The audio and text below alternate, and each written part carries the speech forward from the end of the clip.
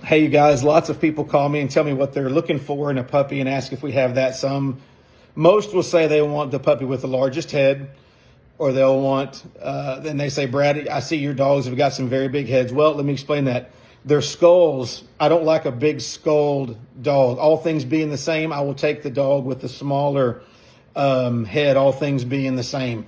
Our dogs look like they have big heads because their muscles, those masseters right here and those temporalis muscles up here from working so much, they will swell up and they'll make their heads seem larger than they appear. And many people have our dogs for pets. Their muscles will never be that big. But I like a very tight head. I don't want an oversized skull in the bone.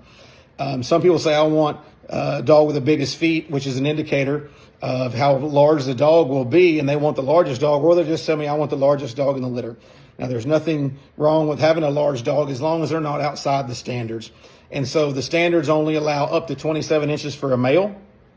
And that male, 27 inches, should not, at his best weight, he's probably 105. And I'm not talking about, grandma in the kitchen feeding him table scraps, slipping him a Twinkie every now and then. He'll get fat like me, get a little bit overweight. I'm talking at their best weight. A dog that's 27 inches, 105, no more than that, 105, 107 is where he needs to be. But it's all based upon functionality.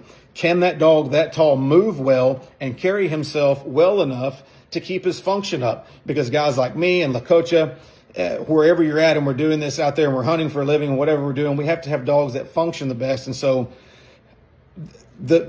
getting the biggest dog in the world is like the last thing on my list. I don't even look at that. I want functionality and how to get the most out of that. And so Jorge at La Cocha, we're talking, and he likes a dog about up to 27 inches. He likes them 26 and a half to 27 for a male, up to about 105 pounds, no more than that. It gets a little bit hard to operate at that size when you're hunting dangerous game. Ulises, probably his best, he likes a male to be about 25 to 26 inches tall and somewhere around that 90-pound mark. That's about how big Morocho was. And me, I'm about halfway between those two guys. For me, I like one that's 26 and a quarter and weighing somewhere around 95 pounds of lean hunting weight. But here's the deal, folks. Anywhere in there, it's all based upon functionality and how well that dog can move. All things being the same, I'm going to take a dog with a tighter and a shade smaller skull and then put the muscle on. All things the same to me, I will take the dog with a little bit smaller feet. He can be more accurate of where he places those. That makes no difference. If you're laying around the house, it makes no difference at a walk in the park or exercising a little bit. But if you go out and catch 15 hogs a day and it's at the end of the day or more than that or 20 and it's at night and the dogs are give out and we finally got a big old boar bait up and he hasn't had any exercise that day, the accuracy, the way they can move their body, how strong their tail is, how fast they can whip around in water, those things will matter. But the only thing I want oversized on my dogs is their heart and their motor. And that'll be the Circle S way. Guys, thanks for watching. No matter how big your dog is, just love them and take care of them. But what we're shooting for here is the functionality.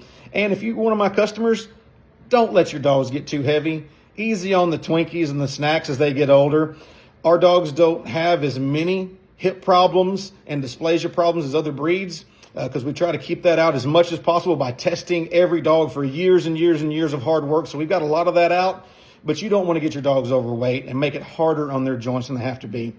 Thanks for watching, guys. This is for all you guys out there that just want information instead of just seeing the dogs work all the time. Thank you. God bless.